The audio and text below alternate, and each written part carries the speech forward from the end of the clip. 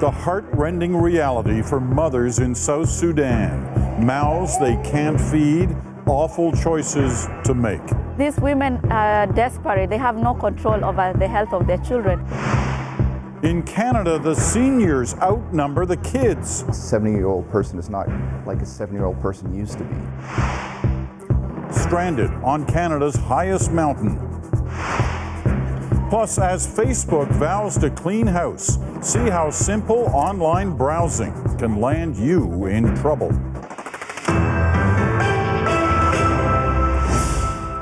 They have been stories painful to contemplate, images shattering to see.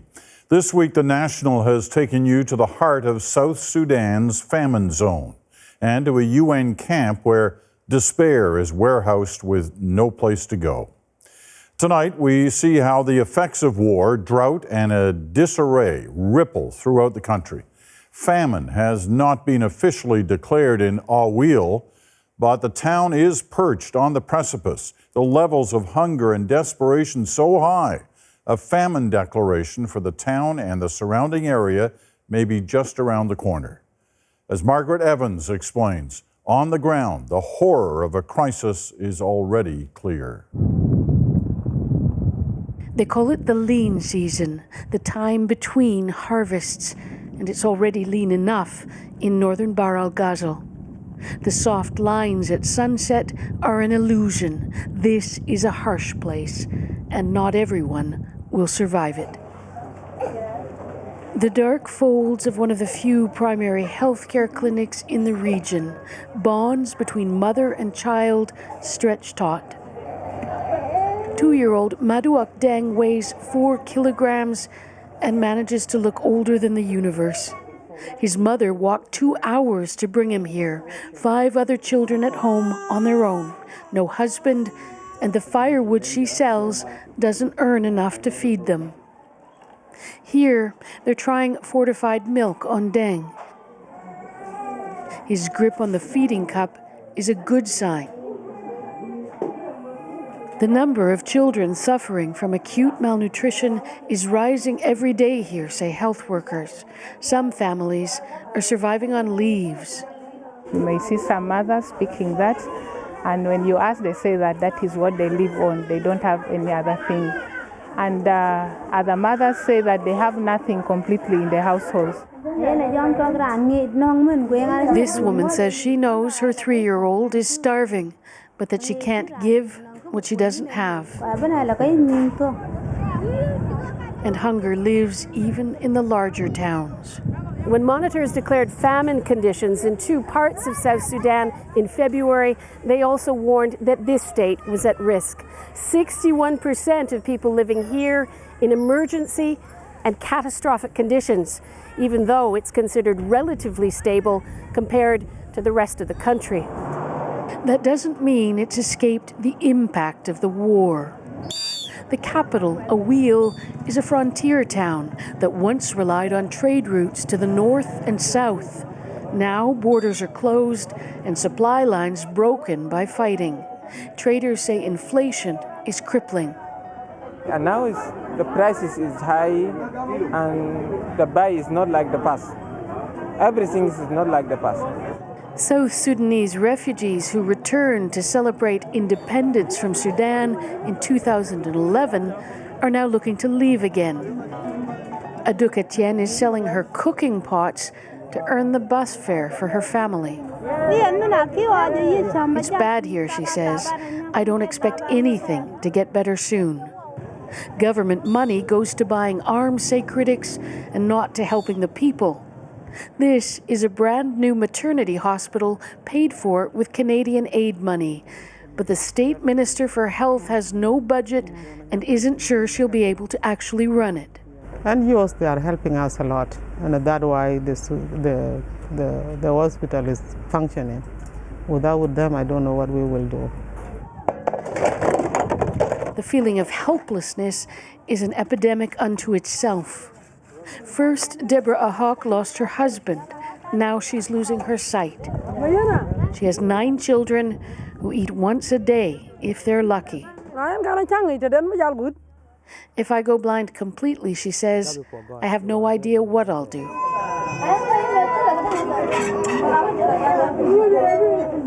We meet Ahok again a few days later by chance at a feeding clinic for children. Even though she lives nearby, outreach workers were the one to spot Ahok's youngest daughter, Monica, alarmed by her size, convincing her mother to bring her in.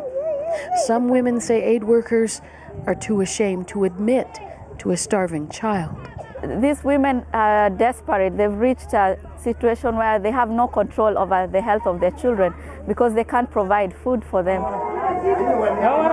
Like the other women here with children on the cusp, Ahok is given some peanut paste as treatment.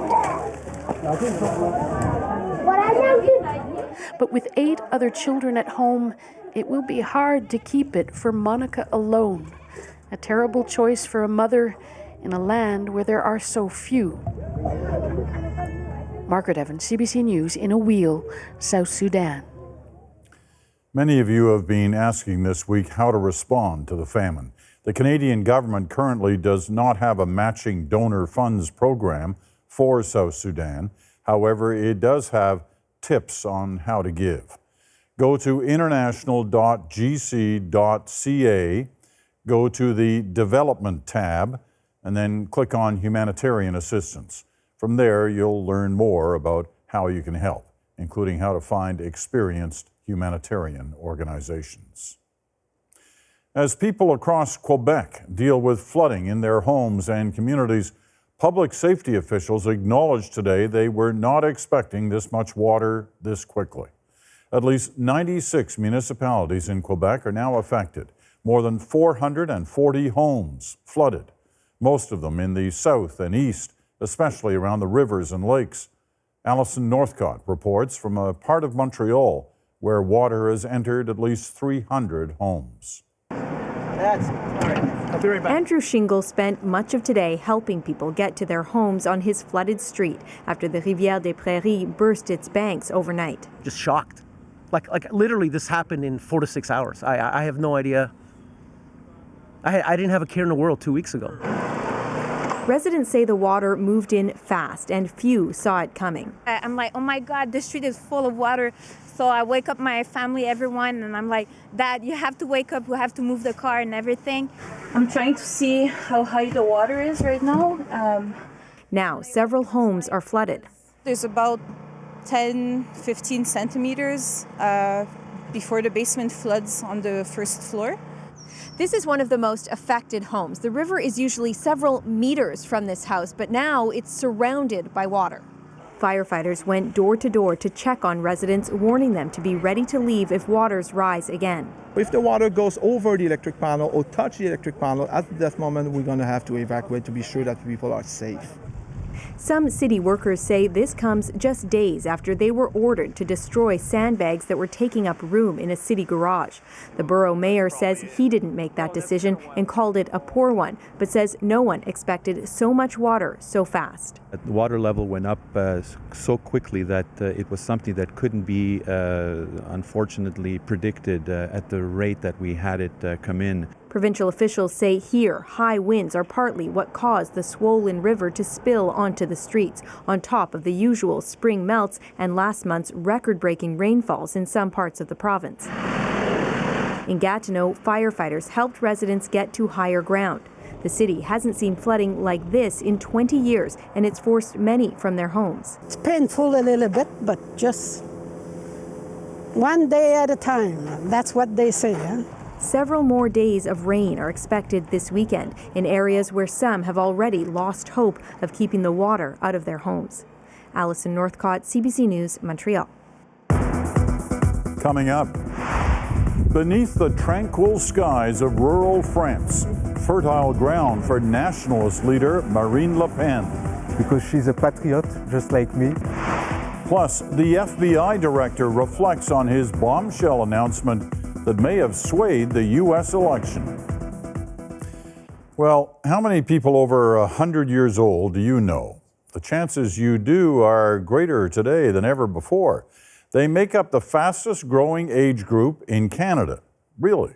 That little fact is part of the trove of new 2016 census information released today, which also confirms there are now more seniors than children in Canada for the first time ever. 5.9 million versus 5.8 million. It comes down to a simple fact. Canadians are living longer, having few babies. And of course, the baby boomers are heading towards their retirement years.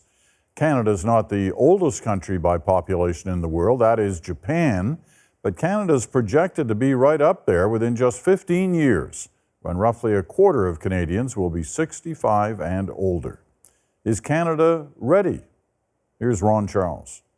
At the Sunshine Centre for Seniors, Shawab Malik keeps active with a friendly match of ping pong against Sherry Chan. I walk a little bit, I do exercise.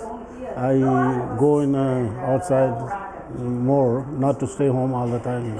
Malik and Chan are part of a trend in the census data. Not only is the population of people over 65 growing rapidly, but they appear to be healthier. Life expectancy has been increasing, with big jumps in the 85 and over and 100 and over age groups. For Toronto's Sunshine Centres, that's meant expanding into a network. For coordinator Joe Bowen, it's meant a career. When the weather gets nice, we go outside, kick the soccer ball around, throw the football around. It's good. It's nice to have a spry group of seniors where you can get out and do stuff with. Toronto's spry seniors have nothing on Winnipeg's Rosalie Chapina.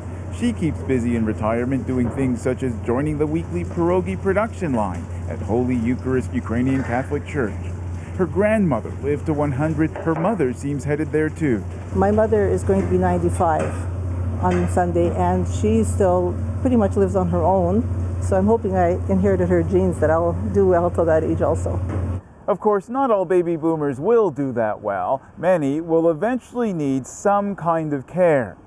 One report by the Conference Board of Canada predicts the annual cost of that care will grow sixfold to $177 billion by mid-century.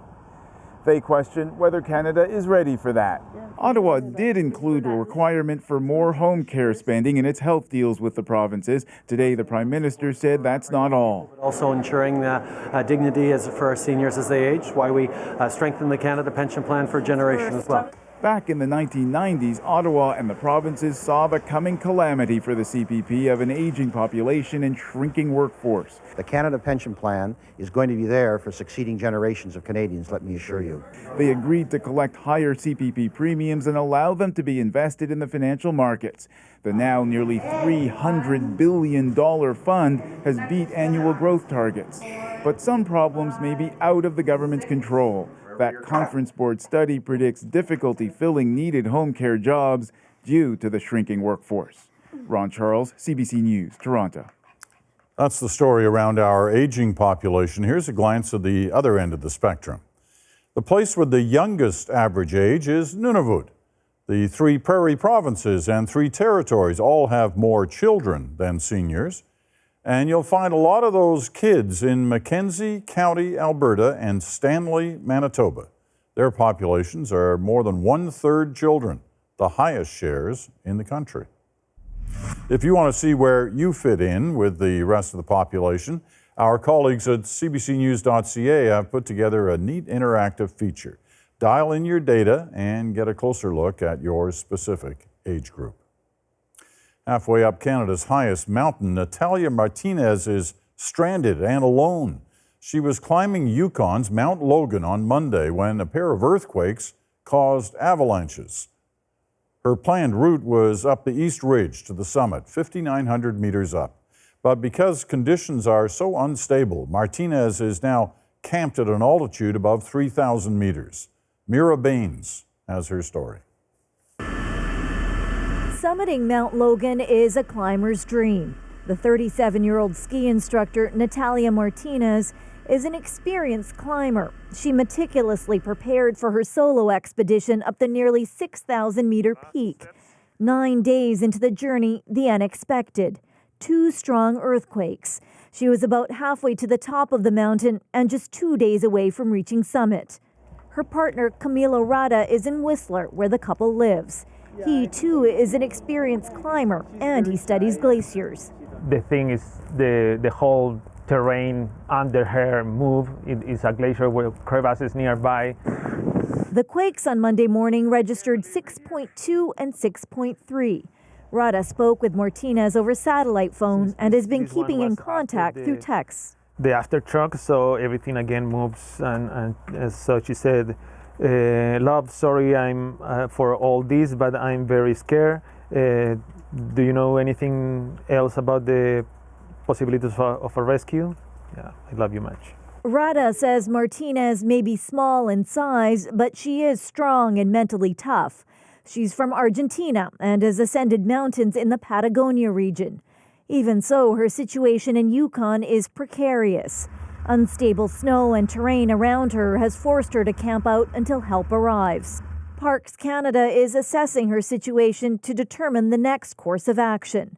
A spokesperson says weather conditions in the ice fields are poor and are preventing any access to the area. An update will be provided as the situation evolves. It's sad to be here, and I would love to be there helping, but in the other hand, I'm very confident that she's very capable to do whatever she needs to do and to stay safe. Conditions are expected to improve on Friday. That's when Martinez and Rada are hoping rescue crews can get to her. In the meantime, Martinez has enough supplies for at least another week. Mira Baines, CBC News, Whistler. Chased from their homes by raging wildfires, you can understand why some people did not want to remember or mark this day 1 year after Fort McMurray was left a scorched ghost town. And as Briar Stewart tells us, even those who acknowledged it did so with mixed emotions.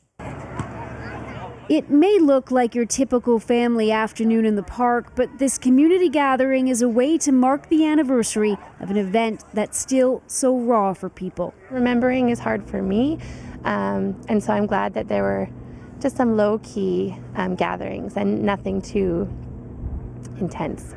Officials grappled with just how to recognize today. 1 year on, construction is well underway, but thousands are still living in temporary homes. We first met Michelle Pollock last year as she picked through the rubble on her property. Today, she and her family of 9 are living in a rental. It's been hard, and it's hard on us, definitely, moving around and the uncertainty, the insecurity, I guess, of not having your own space. Still, she feels fortunate. The memories of the fire no longer give her the anxiety that they once did. I got the help that I needed, but I know there's a lot of people, even in my close circle, that they can't even talk about it. 1,600 buildings burned down in the fire. Much harder to measure is the emotional toll.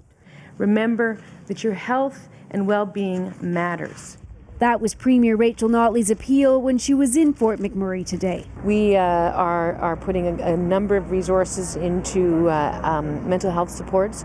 We're working with the Red Cross to see if we can actually expand that because I think that people need that support. Even if they think they might not. Scott Germain and his wife are much further ahead than many in this community, but still images of last year's fire dredged up uncomfortable memories this morning. It does hit you, and everyone reacts differently, and I didn't think it would hit me like that, so that was a surprise for me, I guess. Last year, his brother, a firefighter, desperately tried to save Germain's house. 1 year later, the couple is getting ready to move in to their brand new home. Today when we got up, we're like, it's the anniversary, and it's almost bittersweet in a way because of our progress. Tonight, as people gather here to be together and reflect on the year that was, there are mixed emotions. There are a few dozen families that have rebuilt and are back to where they were before the fire, but most are still out of their homes. For them, it's not just the memories of the fire they're thinking about, but all that work that still looms ahead. Briar Stewart, CBC News, Fort McMurray. Straight ahead, the perils of online browsing. You could wind up with a surprise package.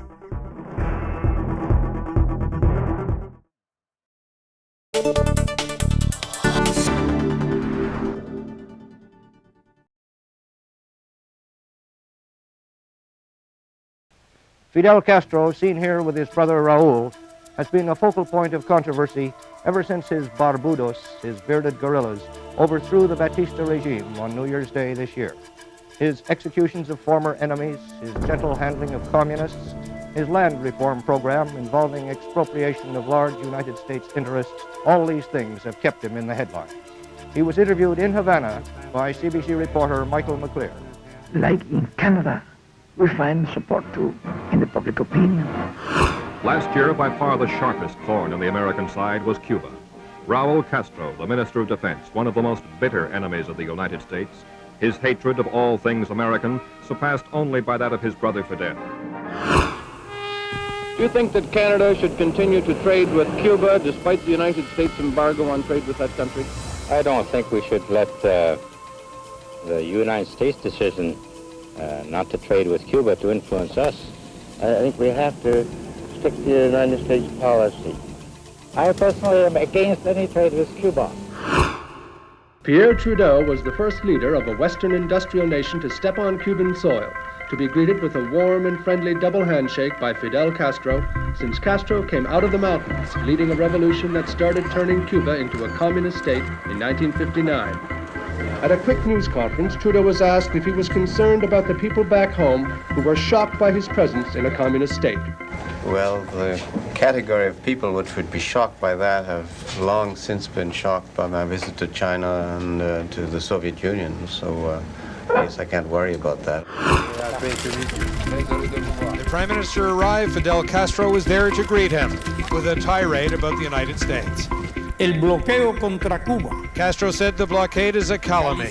He said it's genocide. The Prime Minister made no direct response to him. In his brief remarks, he talked of a new awareness in Cuba. An expression of confidence in the increasing openness of Cuba to the wider world. Most of these people couldn't tell you the name of the Canadian Prime Minister, but they know about Canada. Canada figures high up in their hopes.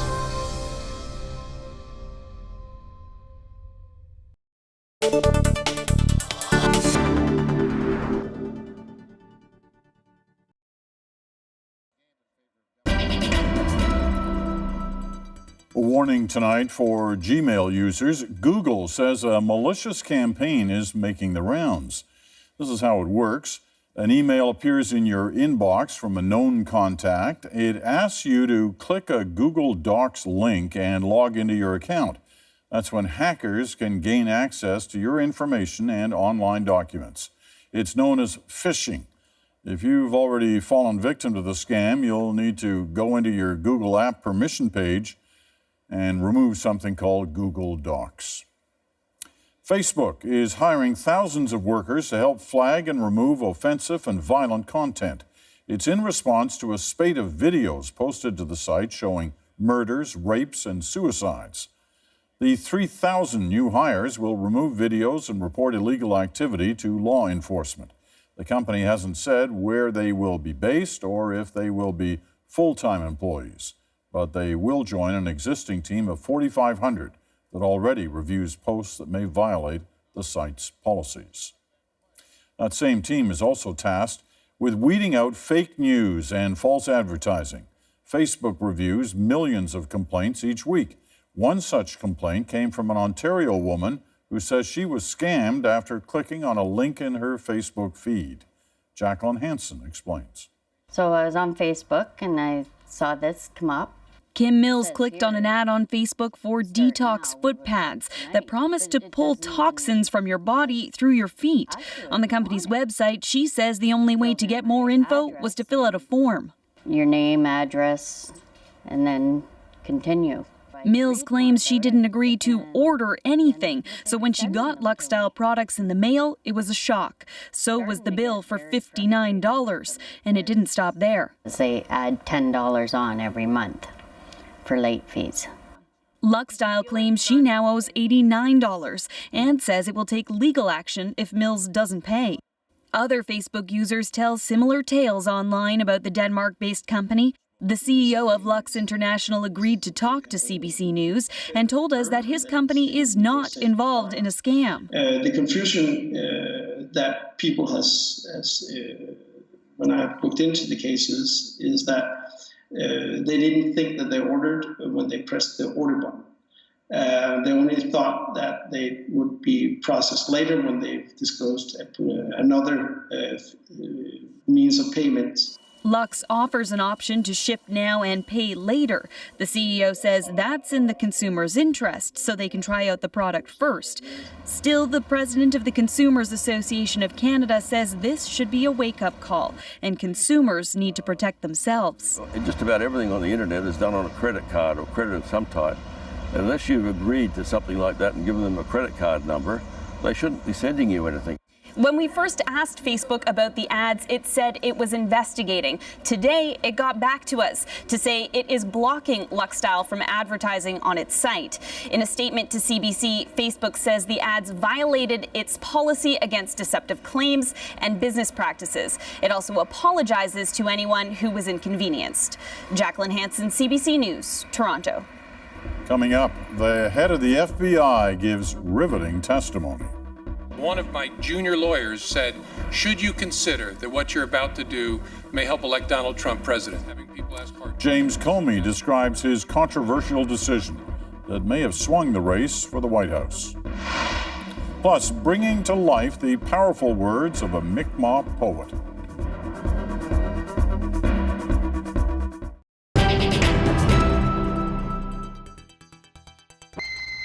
The game is Space War. It is played on a computer. At the moment, it provides esoteric sport for young mathematicians at MIT. Someday, it may train them to fight a war in space.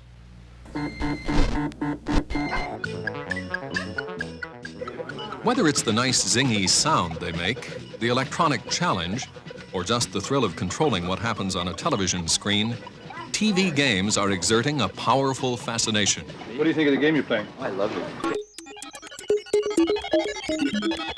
These students at the University of Alberta in Edmonton have developed a series of games that can be played on the computer. The idea of the game is to manipulate the cursor towards your enemy until you get him in the center. And once you've got him there, bang, and he's dead. Defender, Asteroids, Missile Command, the names of some of the arcade hits that are attracting millions of video addicts every day. Video junkies have a current favorite. Someone even wrote a song about Pac-Man.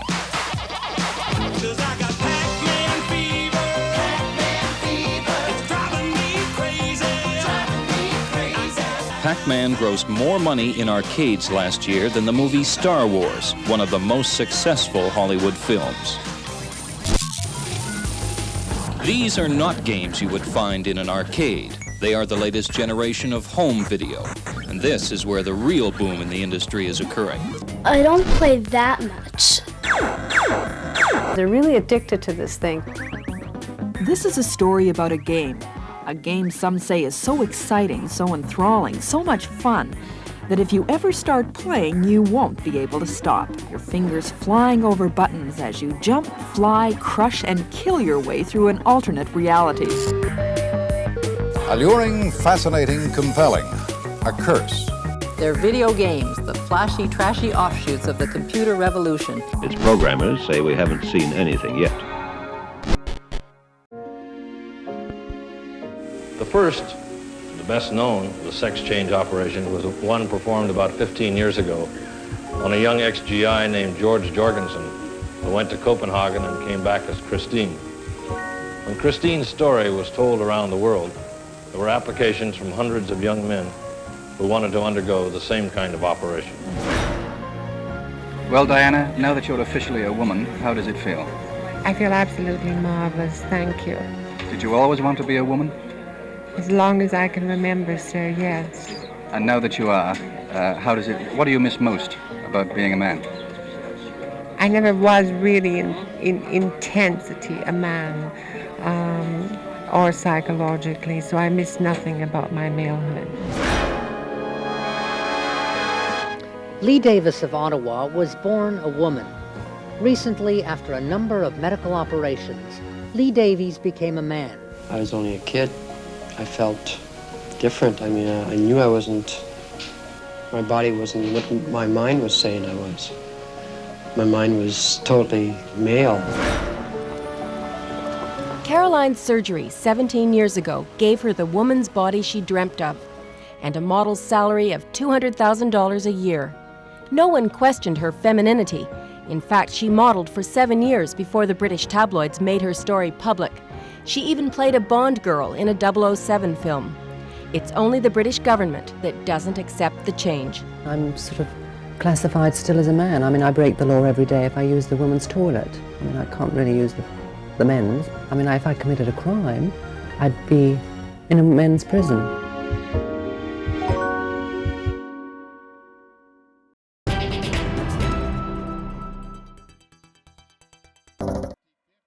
It's pretty strange to put something like that out with such little information right before an election.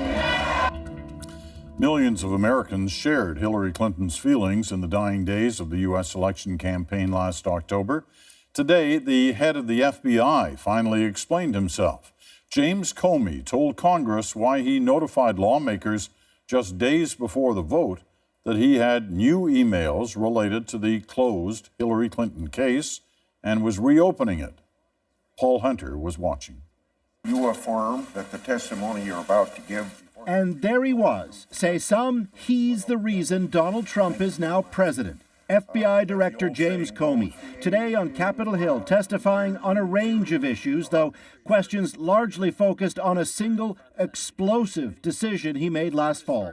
You may think we're idiots. We're honest people. We made judgments trying to do the right thing, and I believe, even with hindsight, we made the right decisions. It goes back to the waning days of that topsy-turvy campaign, when the FBI discovered a fresh batch of Hillary Clinton's emails and reopened its investigation into her use of a private server for government work. In a remarkable step, Comey wrote to key lawmakers, highlighting the renewed investigation despite having no evidence of any wrongdoing. Cue Donald Trump that same day. Hillary Clinton's corruption is on a scale we have never seen before. It was soon clear there was no new evidence amid those emails, but for Clinton it was too late.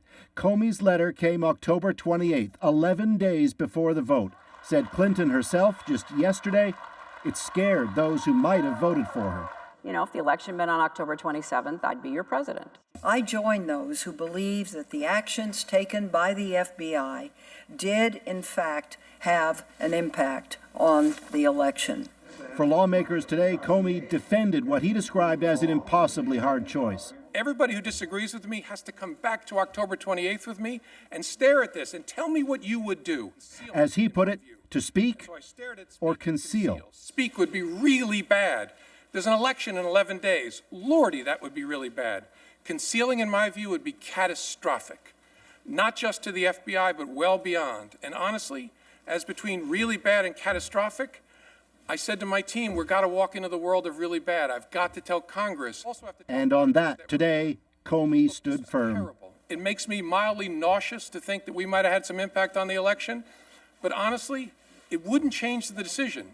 And nothing Comey said today will change what happened after that, though there were other factors. Clinton lost, and Comey now answers to President Donald Trump. End of story. Paul Hunter, CBC News, Washington.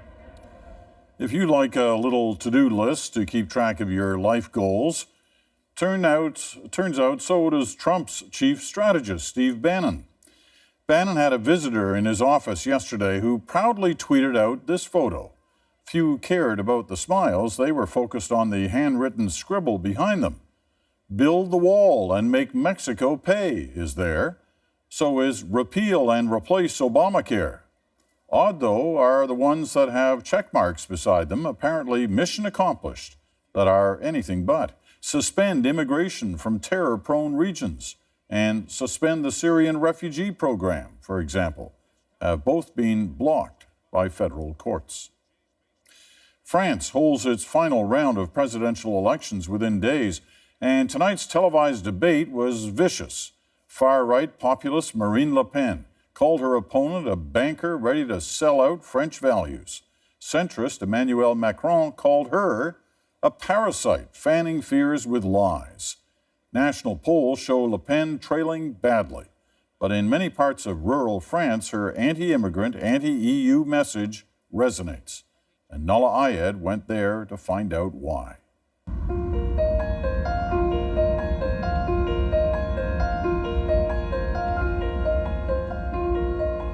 away from cosmopolitan France. The allure right now is the spring.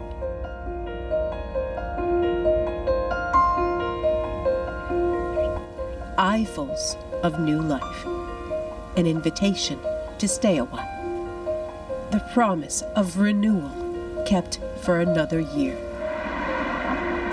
Less so inside the tiny villages, speckled as they are with the traces of better days.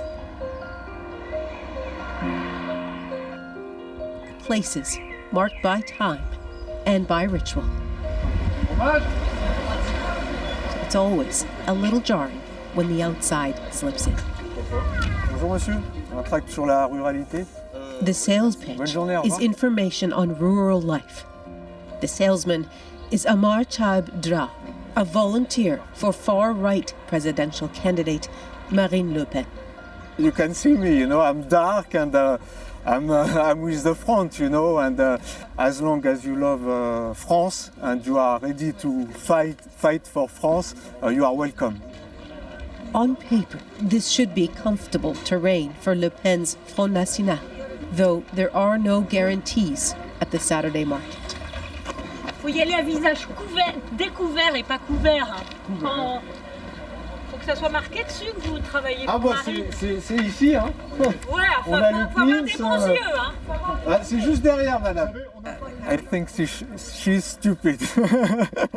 Well, I say this, I'm laughing, but I think she don't share our idea. Maybe she's probably a communist or... Why is she more popular in this kind of area than she is in Paris, let's say? Because here it's the real France. It's what we like, you know. We love our traditions, and people sometimes, you know, French people are scared to lose all of this, you know. They want to be French forever. Simultaneously striking here is the quiet and the crushing sensation of being forgotten. Ici, par exemple, là où il y a les volets bleus, jusqu'en 1980, c'était un restaurant. As mayor of the village of Argenvilliers, southwest of Paris, Pascal Malinguer has a ready tally of the casualties. 2 restaurants, cafes, a butcher, a classroom, and a nearby factory. Many who live here are farmers, but the shortage of other jobs and services is a constant. The mayor is in tune with how that's affected political leanings, though he isn't necessarily in agreement. À côté de ça, il y a encore des gens qui ont un peu un refus de cette récession qu'on a depuis plus d'une décennie maintenant, ce qui fait que le Front National, l'extrême droite, emporte beaucoup de voix ici. Et pourquoi? Les gens ont un certain ras-le-bol de gouvernement qui, depuis 30 ans, les gens ne voient pas assez d'évolution ou autre. Et c'est là un peu un dilemme quand même, parce que les gens en ont marre de ne pas avoir de changement. The party has promised that elusive renewal, to protect ordinary French citizens, to leave the EU and its unwieldy rules, and to make France great again. Words that sway the forgotten. La ruralité, oui. Mais souvent, elle est un peu l'oubliée des politiques, ça. Philippe Legrand inherited the farm and its boundless challenges from his father. He says in politics, rural France is often an afterthought. He'd wanted to vote for the right-wing Republican Party until its leader was accused of corruption. So he switched. La première fois, le premier tour, comment vous avez voté? Eh bien, j'ai voté les Marine Le Pen. Mais j'ai pas dit que j'avais... Toutes les idées à Marine n'étaient bonnes, j'ai pas dit ça. Mais je suis à peu près comme 90% des Français qui ont voté ça, c'est qu'ils en ont marre, c'est tout. Are we here this weekend just like pretty much every other weekend? As part of the mix here, there is a splash of Paris. Along with the euros they bring to the village where they bought a second home, Régine and Patrice Hutin bring a counter view. We've lived in the States, we've lived in the UK, and I think we understand the need to be open to what's happening in the outside world, which is not a view that is shared by many around here. Marine Le Pen's anti-EU, anti-Euro ideas will be costly for rural France, he says. But for us, it's less of a problem than for the people from the town here who are going to be ransacked. Patrice decided last year that Emmanuel Macron was the answer to France's malaise, and he persuaded Regine to vote for him too. Was it an instant decision, or did you have to think No, about it? he worked on me a lot. Heavily.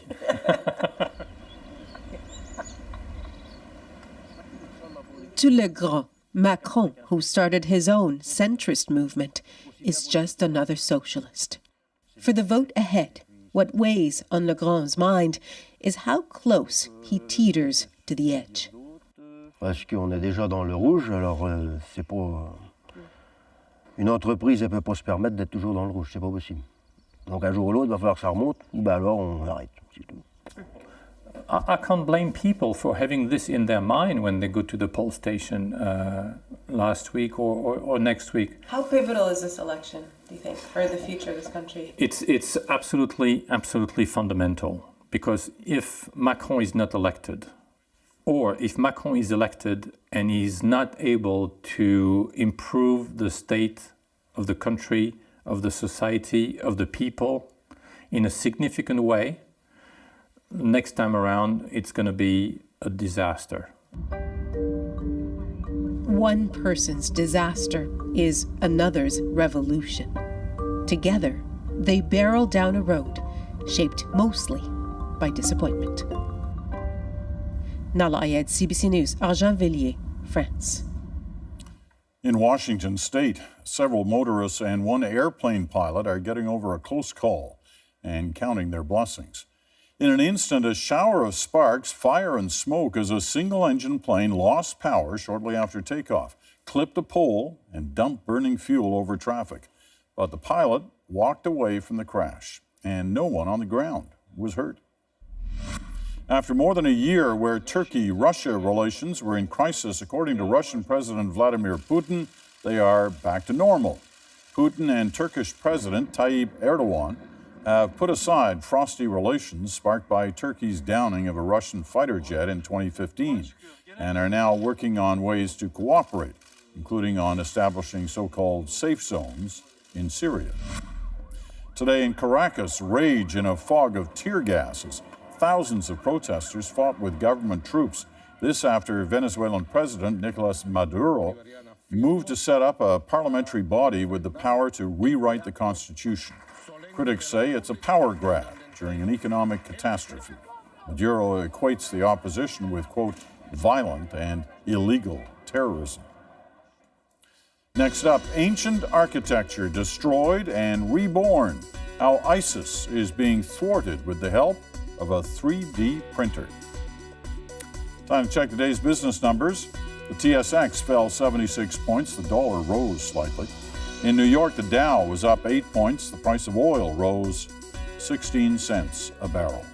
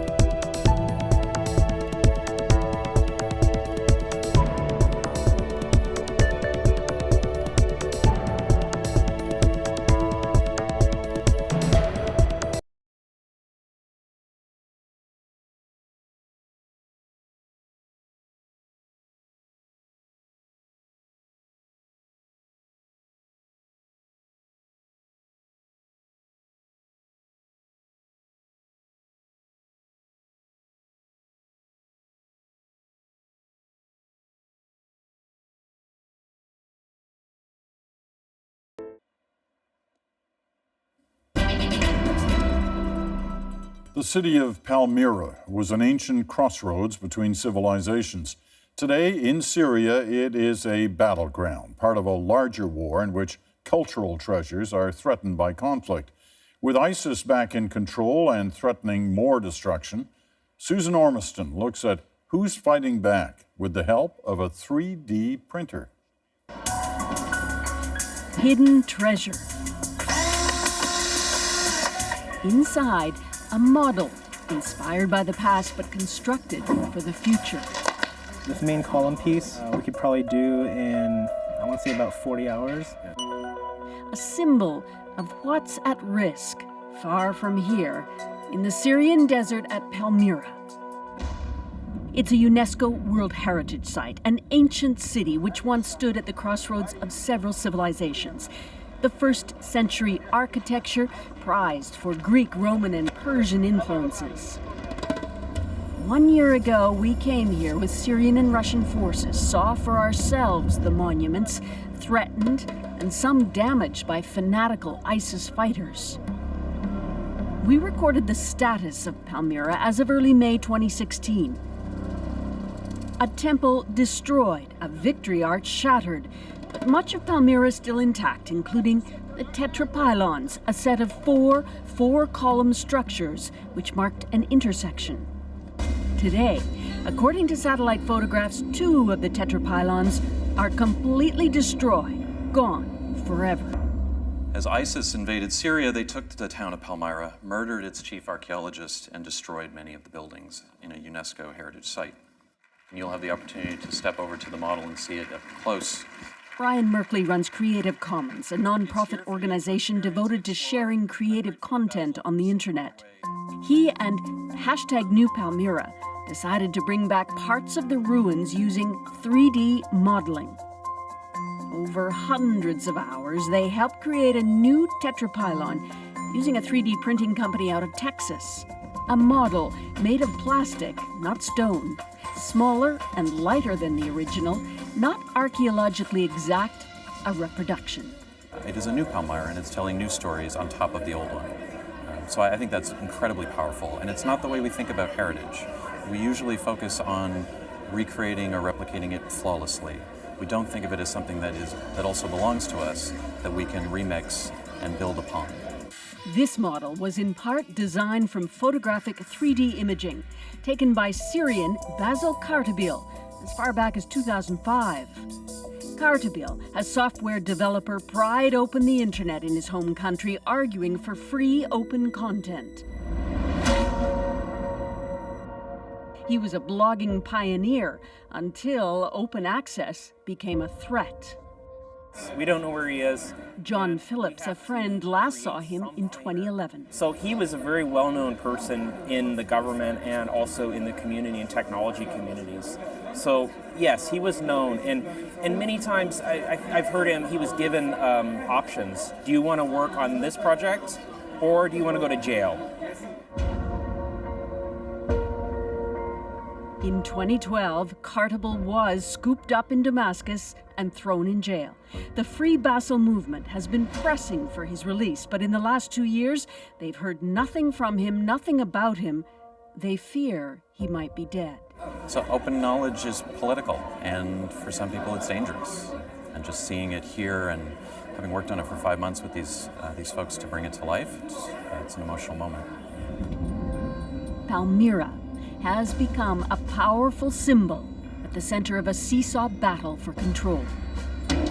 In May 2015, ISIS first overran the desert town.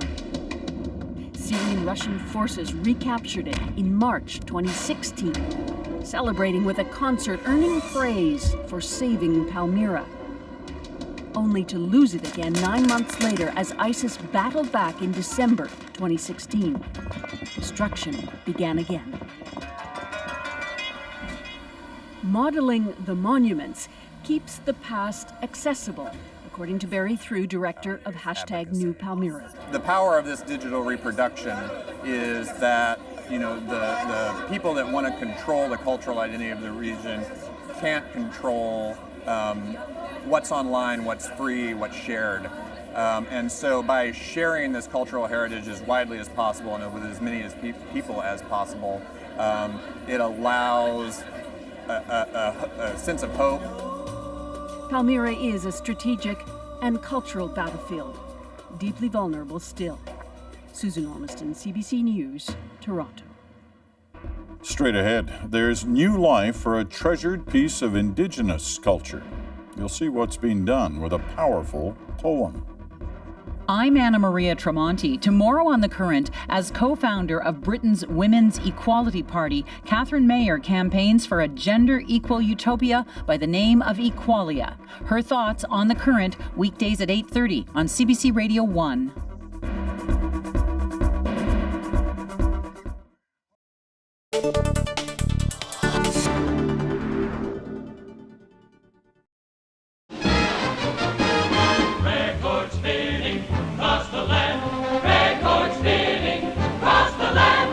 The grooves on a long playing record are 1/1000th of an inch wide. From cutting to wrapping, the disc is processed by a dozen or more men whose sole preoccupation is to ensure that the original sound will be preserved in all its clarity and brilliance on the mass-produced article. From the moment the first Sony Walkman made its appearance in this country, Canadians have taken to the little toys like beavers to trees. Guess I'm on my way. Music to go. Whatever your taste, you can now take it with you. No one need ever know that you're marching to the beat of a different drummer.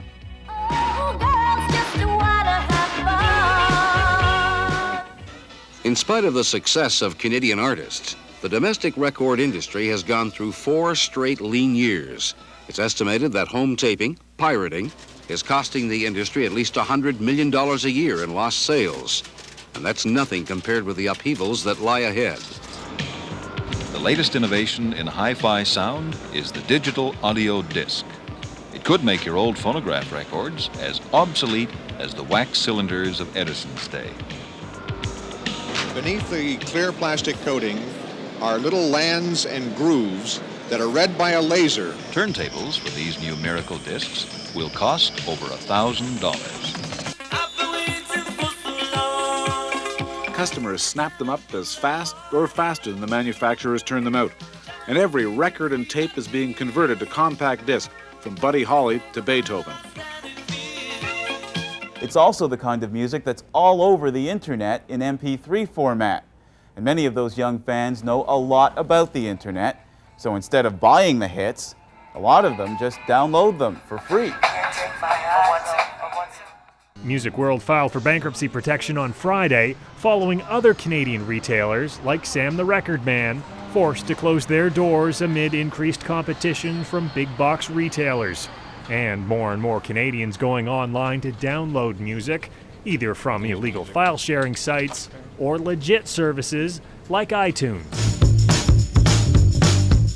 10 years ago, when iTunes began selling music online, the music industry looked on with grave suspicion. But today, iTunes has become one of the few reliable revenue streams. Last year, it became North America's biggest music seller. Google has entered the digital music business. It's launched its new service in Canada today. Like iTunes or Spotify or Pandora or Songza or a number of other services, you'll be able to buy a subscription to stream music. Because you know I'm all about that bass, no trouble. There's always been change in the music industry. There's been change ever since we started, and it will continue to change. No trouble.